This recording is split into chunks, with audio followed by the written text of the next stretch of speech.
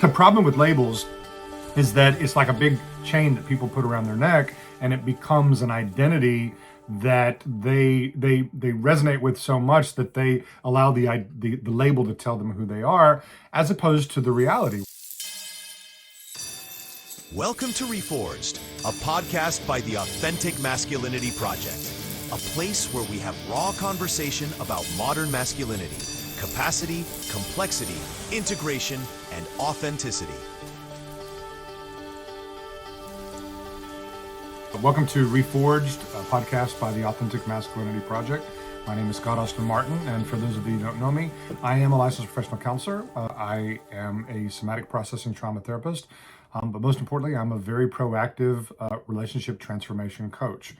And you know, we've got some social media that's going, and we get a lot of comments from a lot of people, and I want to address this just a little bit today because I think that it's a really important topic, and that is that people will utilize these terms, like dismissive avoidant, fearful, anxious attachment, narcissist. There's a lot of labels that are out there, and people that have symptoms that match some of these labels that are out there, there is often different types of behavior that we can't discount the amount of impact and sometimes outright pain that those behaviors have created, because people, whether they know or they don't know, they're crossing what we call secure attachment, boundaries, like what is normal for a healthy relationship. And it does create a lot of chaos. And again, we can't discount that, but we come back to the label. I'm always reminded of Winston Churchill, and he had this ongoing depression, and he described it as the big black dog that was always there. And we have the Diagnostic Statistics Manual 5, and which a lot of us practitioners, we call the doorstop manual. And there's a difference between clinically defining something and working with processing with an actual client in different ways also. The problem with labels is that it's like a big chain that people put around their neck, and it becomes an identity that they resonate with so much that they allow the label to tell them who they are, as opposed to the reality, which is we're all living, breathing, moving, shifting human beings. And honestly, there's not much that has been conditioned one way that can't be conditioned another way, unless we're talking about, the little kids that are raised with wolves or something like that, where there's very specific things that happen to their brain during certain times. But in the same way, even things that are trained between 2 and 7, when there's a dominant, theta brainwave, are things that we can still either work with in some form of somatic process to get a trauma arousal cycle to actually complete and return the defense mechanism that came with that. Or there are very proactive things that we can do where we can retrain our nervous system to build kind of new neural cow paths to where we don't keep staying in the same homeostasis, the same looping pattern over and over and over again.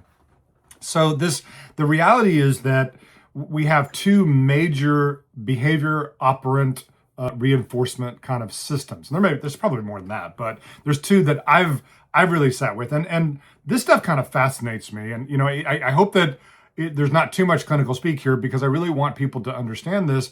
I sit up nights, often thinking about this, and the thing that I'm always wondering about is, instead of us labeling people, how do we move underneath all the pain that's been created? And the very first thing is, how do we take the contempt? Gottman's 4 horsemen: contempt, criticism, defensiveness, stonewalling. These are the proven science, 3 longevity studies over 3 decades, putting people in fake apartments and watching them for 3 decades, like that show divorce with over 90-something% accuracy rate of what are the key aspects of relationship rupture. Contempt's like the big one that has to be eliminated. The other 3 are ones that we have kind of cures for. The only cure for contempt is it has to be named and it has to be eliminated. And so what is it when somebody has spent 5 years of their life, or 40 or 50 years of their life, with someone that has a pattern that started in their childhood that came on board to protect them, but is now literally blocking them from connecting and growing in their life the way even they would probably want to as well. When the other receiving end of that is a spouse that has just been living this so long that they've built up resentment, and now there's contempt that's there. And nobody's known what to maybe do about a lot of that as well. They've tried everything, literally everything, to get this person to understand how they feel, how, what it's like when the other person goes into defensiveness or gaslights or all these other different aspects. And so then they move into contempt. And what does contempt look like? Well, it's shame, it's blame, it's judgment, it's morality. That's a bad person. You're not worthy. You're not good enough. And when we go back and we look at these behavior and operant systems, we want to understand some of the mechanisms that really created some of that. If we just say, okay, well, let's throw those people away, right? Then as a society, we're not really understanding what the mechanisms are that actually created that. And those are the things that I sit up and I think about spatial relationship. What connects this and what connects this? And that's I know that I'm weird, but that's how I spend a lot of my time. And it fascinates me. It absolutely fascinates me.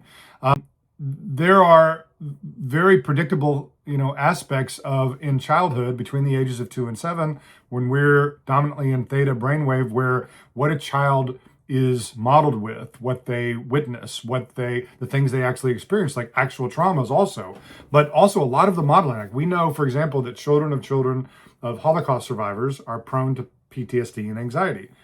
Why? They weren't in the concentration camps, right? Well, why? Because they were modeled the triggers of those traumas. And in this way, pretty much every single one of us inherits the traumas of our parents, but only always, unless what? Unless somebody steps out of the homeostasis of a conditioned pattern that's been modeled and says, they step in the middle of that trauma train track and they hold up their hand and they go, no, this is gonna stop with me. Okay, well, how does it stop? Well, we have to have pattern interrupts, and we have to understand these different aspects of what's actually going on inside the neural system. And in the Authentic Masculinity Project, we have an ecosystem of different books that are kind of coming at this from different angles. One of the first one is Path, and Path is understanding how you got to be your way. But the biggest problem with that is having any curiosity about doing the work or understanding what's going on inside of you is defense and the shame. And when someone is shamed or they internalize shame, which is actually what's happening. Like, for example, in what we classify as symptoms of dismissive avoidant, often the core wound is, it's not that my behavior is defective, it's I'm defective. And so if there's a shame that's in that mix on a subconscious or conscious aspect, well, what's the number one coping mechanism for shame? Well, it's hiding or defense, right? So it's either you're pulling back so nobody can get to you, or you're coming out to attack whatever's coming in at you in some way. And so we have to understand what's really going on in the conscious and subconscious. And I think the best metaphoric way, although it's not exactly right, but it's the best metaphoric way, is that we used to think that the conscious and the subconscious was kind of like an iceberg, 20% above the surface, 80% below. I used to have those big, posters in homerooms of the big blue iceberg.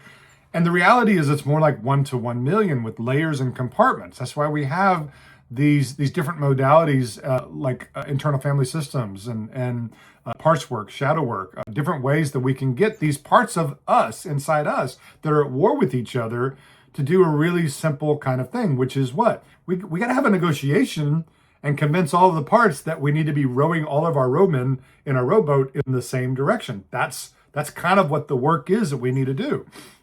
But if you've been behavior operant conditioning, behavior reinforcement to protect yourself through modeling or through, one of the questions that, I frequently ask a man that's been accused of lying, as an example, is how many times in your childhood do you remember lying to your parents in order to keep you safe? There's always a reason of how things get created. In my view, even with some of the most narcissistic. Now, people might argue with that, but in the science that we have on mindfulness and a lot of other aspects, we know that we can literally change gray and white matter tissue in the brain by the way that we process and the way that we utilize our consciousness, especially in mindfulness. Like we can affect the alleles of the genes, right? Like there are things that we can do that can physically have a different structure within the body. But we have to get curious about it. And if shame, blame, judgment, morality is coming at you, what is a normal human being going to do if they're being shamed? They're going to back away. They're going to defend, right? And so it's kind of like the hood gets slammed down, so we can't even work on the engine. And so a lot of women, especially since I work mostly with men, will hear that and they'll be like, oh, you're just trying to excuse people being selfish. You're just trying to excuse people, that should know better. And women were taught this. How come men weren't? And we're going to get to that in just a minute. But I am trying to excuse them. Not because I'm discounting the impact or the pain of the behavior. I'm not excusing that. I can't stop that wave or heal what has been done. What I'm saying is I need the shame out of my way as a practitioner so that if there is a willing participant, I can actually work on the mechanism and the engine inside. That's what I'm saying. So if contempt is the number one thing that has to be eliminated, the big question is what's your goal? If your goal is to connect, well, then we need to get into the engine. If your goal is to move away from something because you've had enough time to prove that capacity is at a limited aspect and there's no growth that's going to occur there, the thing that I would challenge is I don't think that we've talked about this enough in such a way. And I know that sounds like it's exhausting, but Scott, I've talked until I'm blue in the face. But as a society, I think that we are already evolving. And the evolving that we are doing is we are doing the way all evolution happens. It's through feminine natural selection. And as we have given women in society more agency, like their own money as a big one, where they don't have to depend on a man, well, then we've moved away from what I call a survival operant, society where women had to do certain things during that time period, and men only had to do certain things in order to get certain rewards. And as we've evolved from that, women are evolving towards a very practical choice that says, I want to be with a man that has a full human emotional capacity and emotional intelligence. That's what they want. That's what's actually going on with what we're calling the loneliness epidemic, the male loneliness epidemic.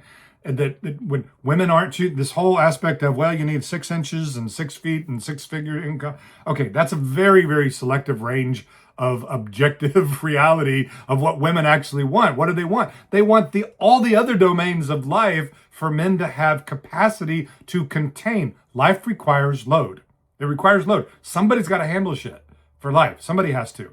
Who's going to do that? What does handle load mean? It means life has different domains, and some are gauges and some are load-bearing walls. The emotional landscape, that's a domain that is a load-bearing wall. And whoever is containing that so that life can flow, what I would say to most men out there is there's containment and there's flow. A lot of people suggest that's masculine and feminine energy. I don't know about that, but it resonates with me. And so the question is, as men, do you want to be the container or do you want to be the flow? Let's back that up. Do you want her to contain you or do you want her to flow? And what I'm saying is that I want my wife to flow. I want her to be playful. I want her to be happy. I want her to be creative. I want her to be within the containment of a field of safety that I am a big part of creating so that her heart blooms into a sun that warms the whole solar system that me and my children get to revolve around then. You want to be inside that solar system. Why? Because it's nurturing and it's warm and everything grows better and it tastes better and it smells better, right? It's softer. So, but you have to have containment for that. And if she is required to have her own containment, it's not about, well, what about my needs and what about my heart and this is why I have a book that's called The Needy Little Boy. It is not a taunt. It is not trying to shame men. It is identifying a pattern of, do you want to be this or do you want to be the mountain? And that's not be the mountain like be stoic. It's be the mountain that has a steady stability inside you where her neural system begins to relax. It's not about what you can argue for cognitively. It's about what her body is feeling and whether or not she feels safe in your presence, mentally, emotionally, physically, sexually, financially, spiritually, in all ways. It's not about you necessarily taking on every single job or doing all the effort. It's about, are you connecting? Does the little girl hiding behind her heart, does it trust you with all of those categories? That's the question. So backing up, we want to know, how did we get here?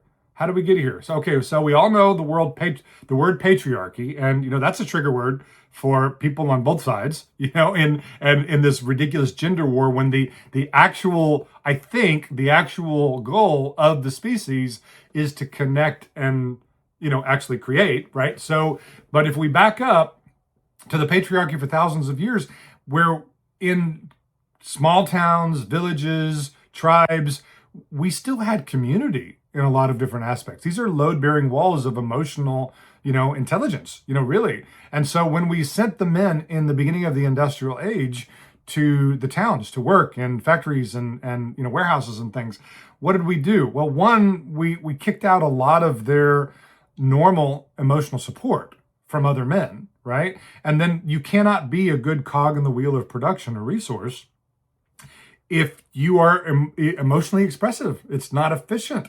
It was, it was controlled.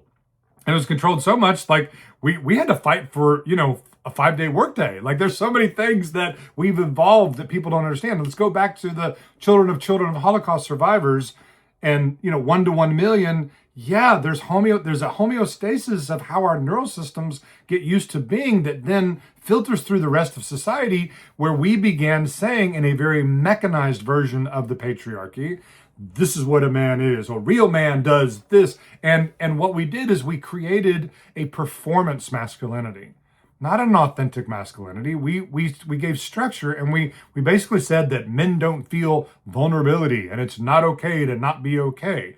Oh my God, I did 2 years of counseling in the Texas jail system, and I had to spend, and I got pretty good at it, but I had to spend the first 10, 15 minutes always just breaking down the walls of someone feeling okay to tell me they were not okay.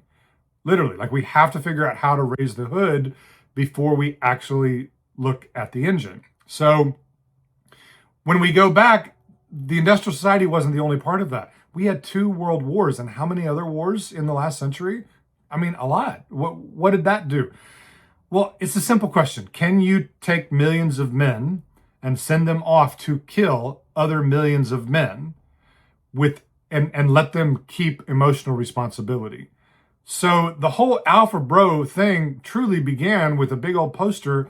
Well, I don't know if it began there. It might have begun before that, but it definitely was, hyped up with a big old poster of Uncle Sam saying, "I want you," right? That's the beginning of this warrior mentality. Well, your 4-year-old daughter doesn't need a warrior mentality, man. Your 4-year-old daughter, honestly, she needs somebody that's going to sit down in one of those little chairs and play tea party with her, right? Your 8-year-old son, or let's say your 14-year-old son. Here's a challenge for you. When's the last time you hugged him? When's the last time you went up and maybe gave him a French kiss on either cheek and let him feel the scruff of your beard, right? And basically modeled that it's okay for men to actually be affectionate. Why would that be okay? Well, because there's a whole bunch of oxytocin that just showed up in that hug. Not because this is how men are and that's weird. Life will have the meaning that you give it, and what are we modeling for it to mean is a big part of that. So backing up to 2 world wars, it's a hierarchy. Well, what do we do in a hierarchy? Well, you better fall in line. So what do we see in this alpha bro mentality out there is that we created an identity that filtered all the way to how we treat boys, to where they're rewarded for performance. They're not rewarded for attunement and emotional capacity. Women were. And so during that time period, we literally outsourced almost the entire emotional landscape domain to women. Okay, so when we talk about domains, let's back up a minute. We talked about what? Containment and flow. So when a woman in a relationship is the one that is handling everything, let's pause a minute on containment. I want you to really get this concept. What does containment mean? Who's thinking about it? Who's initiating it? Who's engaging? Who's maintaining? Who's finding resolution? Who's completing it? Who's handling shit? That's what containment actually means. Who's handling it? Who's taking responsibility for this? And if the female, the woman, is doing most of the containment and she can't flow, well, then you are predictably, diagnostically going to see a shift of a flip of polarity and attraction. So I think from the 1950s at least, we had women that were suddenly waking up and going, I'm not as attracted to my husband as I used to be. And like we started off good, and I don't even know why. He's a good man. He does all the things a man is supposed to do. And so we see these comments from men. Why are we trying to turn men into women? We're not, dude. We're not. We are just asking men to come back up to the bar of what it means to be a full spectrum normal human being. That's what we're truly asking. And so what I'm and if your relationships are reflecting that you're not connecting with women, go look at my social media. 80% of it are women.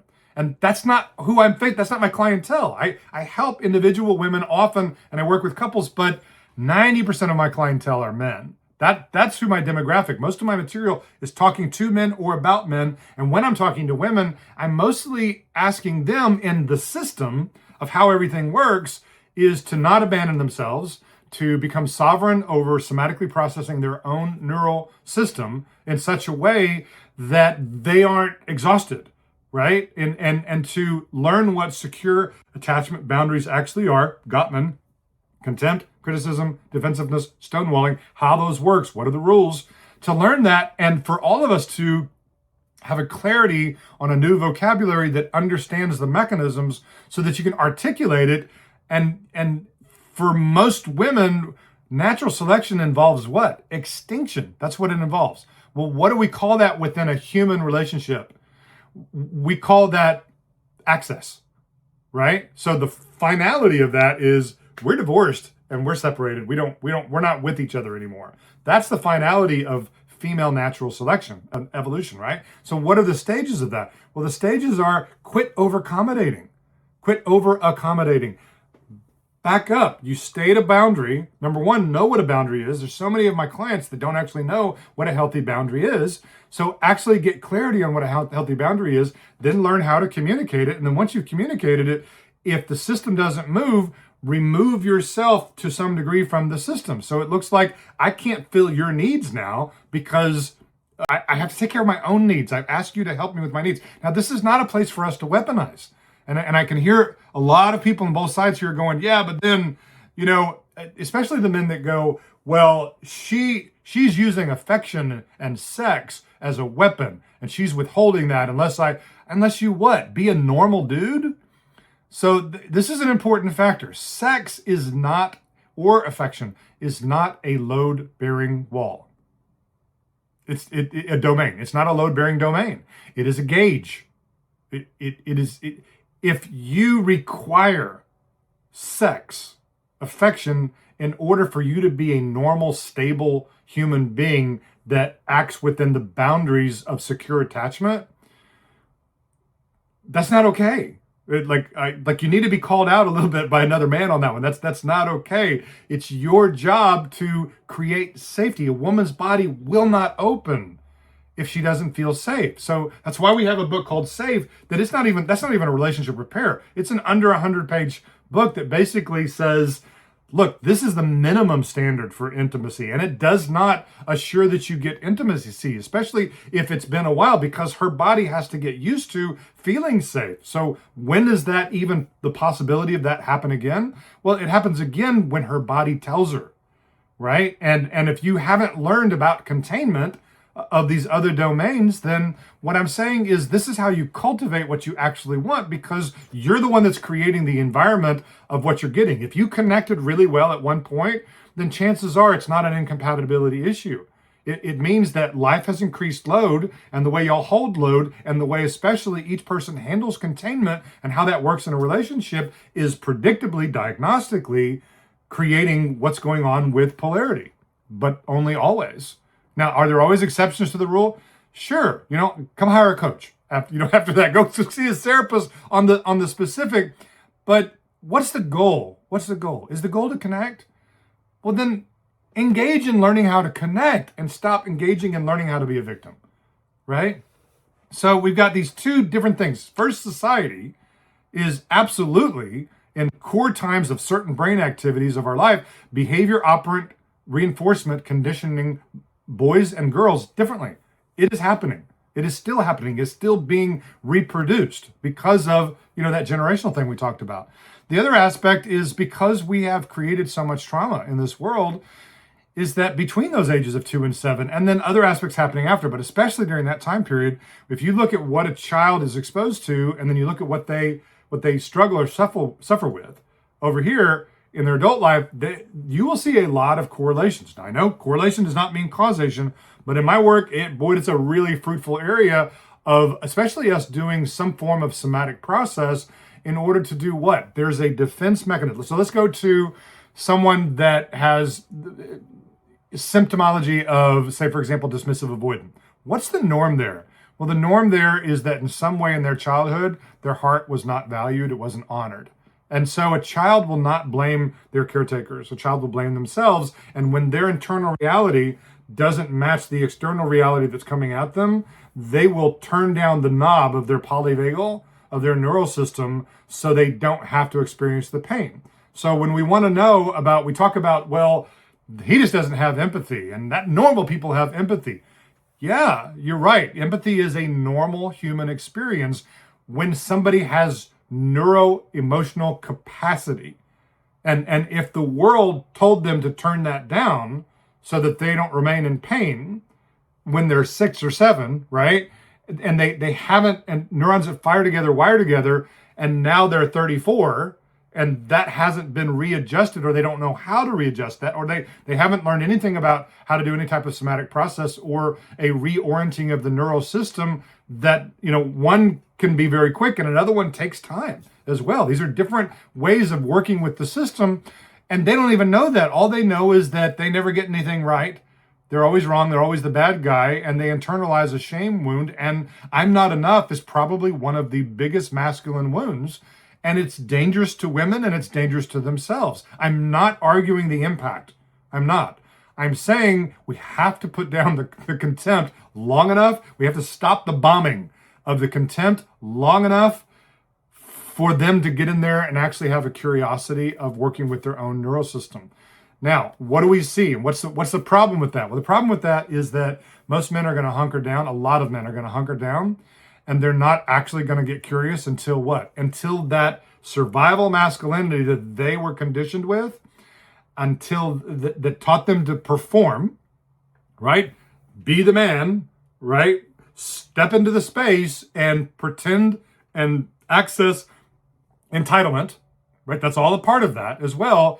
That when that doesn't work for the most important relationship for them, which is their interpersonal feminine relationship often, right? Is it always? No, there's always going to be, outliers that are there. But for the most part, that's a big one. Like, that's when the majority of clients come see me, is when their wives, their spouses, their girlfriends are either saying they're exhausted and they're done and they're about to leave. It's over. I'm done trying, right? That's a big one, because that's what has happened right there. That man's identity just got threatened. And you're like, well, why does it take that long? It did. That the moment that we really make a transparency of the cost of remaining the same, that's when men actually engage. So a big part of my message here for men would be, maybe don't wait that long before you get curious. Get curious about what's going on inside of her, because there's actually a whole lot that you could actually do. You could engage in very specific ways, but a big part of it is in learning how to increase your capacity. So what are those different ways that we're going to increase capacity, right? Well, number one, understand your particular, your patterns. There's a book that we have that's called Mask that goes over 35 core wounds, dissolving the wounds that block connection, freedom, and power. Why is it important? Well, like, for example, attachment theory it's wonderful. I mean, 1950s, John Bowlesby, the EFT, like it's all amazing stuff in how we handle each other's wounds. But they're symptoms of their defense mechanisms that came on board to protect us. What's even more wonderful than that is that the cure for insecure attachment is secure attachment, actually going underneath those defense mechanisms and understanding the wounds that created those defense mechanisms. And there's patterns to a lot of stuff that we go over. Like, for example, abandonment. Abandonment can have a common defense mechanism of dependency, whether on a substance or on a person. Also, betrayal, as an example. That's a big one, to where we can have a defense mechanism of control, which makes sense when you look at these are the mechanisms of things that we want to understand, because what then does that individual need? Well, they need to be in a safe enough place that is adjusting for their safety in such a way that their neural system can calm down to where they don't need that. Can they do some somatic process on that? Yeah. Is there some cognitive aspects they can do on that also? Yeah, absolutely. But it's also let me repeat, the cure for insecure attachment, betrayal, is to not be betrayed. Like that, is it that simple? Yeah, it kind of is that simple also. And so we like, that person's it's gonna take a certain amount of time for that person's neural system to calm down. Can it happen? Yeah, it can. And there are ways that we can make it happen quicker, but the normal flow of that, I mean, infidelity can also often be this is horrible to say this, because number one, don't do that. That's horrible for you to do. But it can be a way that we hit a wall going 120 miles an hour, where we pick up the things that are actually important and we break off a first layer that actually shows us what's going on underneath. In the ongoing, scenario that we're attracted to complementary wounds, trauma bonding. My victim is attracted to your mask, and your victim is attracted to my mask. And then as we spend a certain amount of time and life increases load, obviously the victim is going to come to the top, right? And what's that going to do? It's going to create pain. What is pain? Pain is a guide, but only always. And if you know how to use that guide, then it can show you what you actually need to heal. The issue is we get overwhelmed, we get full, and we move into the coping mechanisms of avoidance or projection. And they are the top coping mechanisms across the world. Why? Because they work. What is avoidance? I'm just going to move away. And what is projection? Well, it's not my fault, it's their fault. And these are effective. And I would never encourage anyone to remain in a really toxic situation. I would tell them, like, even in the book Safe, we're really, really clear that she doesn't have to stay while the man's learning, because that book is really written to be given to a man, written by another man, saying, look, you need to read this before you talk to her again, because it really is that foundational. So when we look at, am I trying to give men an excuse for their behavior based off of the operant conditioning of society and childhood?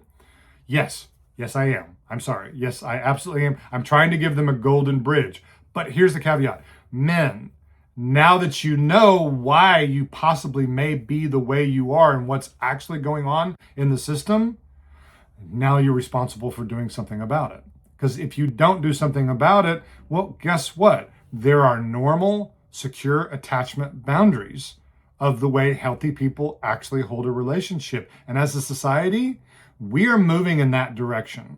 And so what I would warn men is saying, learn it. Like, if we're talking about, a dodo bird on a beach that can, click his beak a certain way on a coconut, otherwise he doesn't survive. I am telling you that emotional capacity is where we're going as a society. Women are the lever, because feminine natural selection always fuels evolution. So we can have a manosphere that talks about all, women need to lower their standards, and this is and men aren't able to compete. Like, we don't need to compete. We need to go inside our bodies as men and learn how to dissolve the numbness, learn how to sit with that moment between everything's okay and everything's not okay, that 1/10 of a second, and widen it and make it 10 breaths wide and sometimes 10 minutes wide, and then create some secure boundaries on how we communicate about the things that are going on inside of us. How do we do that? Again, I haven't gone through the different pillars, but path is understanding how we got here. Presence is having an actual practice of presence. We have fMRI brain scans, pre and post, in mindfulness-based stress reduction as an example. There's so many different ways to practice presence, where we're literally increasing gray matter tissue in our prefrontal cortex and areas associated with executive functioning, emotional regulation, self-referential systems. We're decreasing white matter around the amygdala, inhibition, the way we process fear and pain. We're literally increasing our ability to respond versus react. right? We're doing brain surgery on our brain with the way that we practice. The brain is going to do what the brain expects to do. The neural system is going to do what it expects to do. And it's just been locked in protecting itself in particular ways. We have to pattern interrupt that. You either do specific types of somatic process, EMDR, emotional freedom technique, Sedona methods, somatic experiencing, trauma releasing exercises, focusing. I mean, there's a huge list. There's 20 different varieties of ways to do somatic process. And I mean, even breath work being one of those, there's 20 ways to do breath work also. Like what is our goal? Our goal is to get the mind, use the mind to get the mind out of the way so the body can do what it normally knows how to do. What an animal in the wild, because it doesn't have a forehead, a prefrontal cortex, that it does in 10 to 15 minutes, and it can reset its trauma and scamper back to the herd after it's been attacked by a predator. We have this advanced abstract brain that goes into abstract future, abstract past, abstract now, where we're imagining what everybody else is thinking, doing, and saying, and none of it has to be true. We've not even left the couch at home, but the body doesn't know the difference. So our goal is to melt and dissolve the charge of the trigger. And there are ways to process that so you no longer feel the charge. And when you don't have a charge in the body anymore for that story of trauma, well, guess what? We actually don't call that trauma anymore. We call that wisdom, because we lived through something. We had a trauma arousal cycle where we went from parasympathetic nervous system flow up into sympathetic fight or flight, or all the way up into extreme parasympathetic disconnect or disassociation, and we haven't completed that cycle yet. And anxiety is a symptom that cycle still exists and needs to be processed, right? You following the mechanics of this in some way? And so that's what we need to do. So is there numbness? Are we checking out? Are we engaging? Are we fight? Are we flighting? Like, we have different ways that there's patterns of how we react in a lot of situations. And a part of the work is slowing everything down to understand what's working, what's not working, and what could actually be next of what will work, right? And he's like, yeah, but what happens when, okay, I get it. The train is moving fast. The car is moving fast. But all we're really interested in is the 2 inches that it's hitting the rubber. The rubber's hitting the road, right? Yeah, we're going so fast we're going to crash. Well, what do? You slow everything down, man. You slow it down. You breathe into that space between I'm okay and I'm not okay, right? And then you increase your neural capacity. Guess what happens when you increase your neural capacity? You begin moving back down into parasympathetic flow, groovy norm, right? And when that happens, we have access to curiosity. So what I am saying, theoretically, is that there are individuals that, because they are in defense mode and have been since their childhood, they don't have access to the normal curiosity when you're in fight, flight, or disconnect mode. And neurons that fire together wire together. So if you're in that mode, you don't have enough room to include a separate perception besides the one that you're protecting. And that's what's happened in survival masculinity. We've conditioned that society-wide. And so when we don't have the capacity, neural capacity, what happens? Well, that means we don't have the ability, we don't have capacity to decenter, to look at something from somebody's point of view, which would do what? It would give us 2-dimension to 3-dimension and have a whole bunch of space to flow and feel what's actually going on. But if we could decenter to their perception, to see and feel, and that's the goal that I'm teaching men. That's your number one goal, A to B. Your B, see and feel what she is seeing and feeling. Without what? Without armoring, without deflecting, without collapsing, without performing, without explaining, without moving into a cognitive realm of abstract me that doesn't actually have any curiosity of connecting to us and we and our and hers, right? Because when you can do that, there is a natural thing that will occur. You will both have curiosity, right? And you will experience empathy. And empathy is the great connector. And women are trained with that. Women are trained to access and decenter from childbirth because they are behavior operant rewarded for that in their childhood, where we are rewarded more for the performance. We're not rewarded for attuning. When we try to attune, we'll have somebody, oh, don't be a sissy boy. Don't be so emotional. Don't be like, where it's shamed. It's shamed and shamed. And again, the shame comes in over and over and over again. So when women say, well, how we were all taught, nobody taught us, we just learned it. Yeah, but how did you learn it?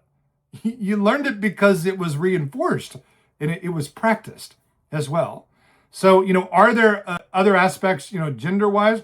There are, but the nature versus nurture there, I'm going to lean heavily into the nurture because we see that dismissive avoidant patterns, for example, can show up in women also. Like we can see that a man can be very nurturing in different ways, but we have to understand what's going on. So my question for men is, what kind of man do you want to be? Because we call that survival masculinity. And the reality is we're listening to what an external locus of control. What does that mean? It means we're listening to a society tell us who to be, which means that it means we're a little bitch. That's what it means. Sorry to put it that way. It means that we're listening to somebody else tell us what it means to be a man. What does sovereign mean? Sovereign means that you have done the work to melt everything that's inside of you that keeps you from being the authentic you, whatever that is. Like, how does your soul like its eggs? There's a good question, right? Well, how do you know if you're always triggering in order to protect an identity that somebody gave you a couple generations back that keeps replaying and getting reproduced and reconditioned over and over and over again? Do we need to recondition something else? Yeah, but we have to bring these 3 different levels of consciousness to society. 1, awareness. We got to talk about it. Now, I can be aware of something and go, yeah, okay, I'm aware of it. I'm going to go have this beer, right? We got to move from awareness up to acknowledgement. What does acknowledgement mean? It means you actually have to look at it. In our work at the Authentic Masculinity Project, we teach men how to look at it. How do you look at what's going on inside you in what area of your body, polyvagal-wise, through breath, through touch, through energy, through sound, through movement, these different ways of communicating with how you're holding different neural charges in the body so they can do what? So they can connect and you can down-regulate, and it doesn't take 15 years to heal it. It can take 15 seconds or 15 minutes if you're in a safe place and you're learning how to, instead of trying to defend something cognitively, you're going down into your gut. And you're making a decision with your gut very plainly. Sometimes you got to look at it 20 to 200 different ways or feel it 20 to 200 different ways to make the decision with your gut. Does this still serve me? Because it was a protective mechanism you were conditioned with or came on board when you were young, and we're grateful for it, that it helped you survive in that environment. But it's not going to help you connect into an intimate romantic relationship as an adult. And that's the difference, because we're working with software that won't work in what we actually want and what she actually wants to share with you as well. So, biggest message of this particular podcast, get curious, man. Get curious. And I get it. Is it hard to move out of a homeostasis cycle of neural conditioning? Yep, it is. What do you need? You need to surround yourself with men that understand what you're going through, that supports you, and will call you out. It's really healthy to have 5 to 10 men around you that tell you when you're full of shit.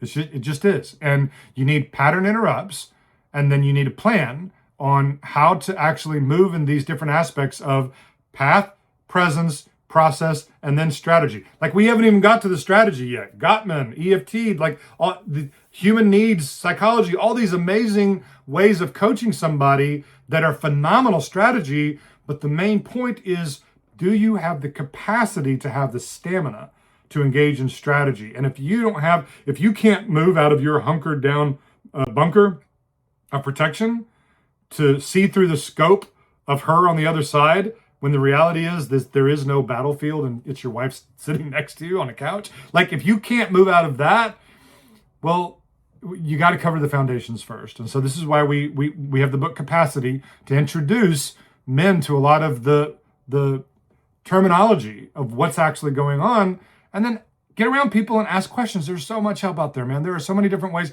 I have people all the time ask me, oh, do you know so-and-so's work? And I'm like, no, I don't, because every one thing I think I know, honestly, it points to 99 others that I have no clue about. And I'm endlessly curious, as well. But There's not enough time in this world to learn everything, but it is an amazing time to be alive. There are so many different ways to heal if you truly, really want to. The problem is people get into an energy, and the way I describe this is like when you're low vibratory energy, you don't really have access to more thoughts other than me, my, mine. So what are we wanting to do? We want to increase your capacity to have a higher vibrational energy, to have a freshness of the chest through somatic processing to where you will begin having access to thoughts of we, our, us. And that is what is necessary to have the ability to decenter, to experience empathy, and reconnect as a fully functional, normal human being. There's nothing wrong with you. Your body is doing what it was trained and conditioned to do. It's not your fault. You're not defective. You're not bad. But now that you know that this has occurred, there are ways for you to shift and change it. Now you are responsible. Engage. All right, guys, we will see you in the next podcast. I hope this has been informative for you. All my love. We'll see you on the next podcast. Thank you for listening to Reforged. Remember to like and subscribe for more.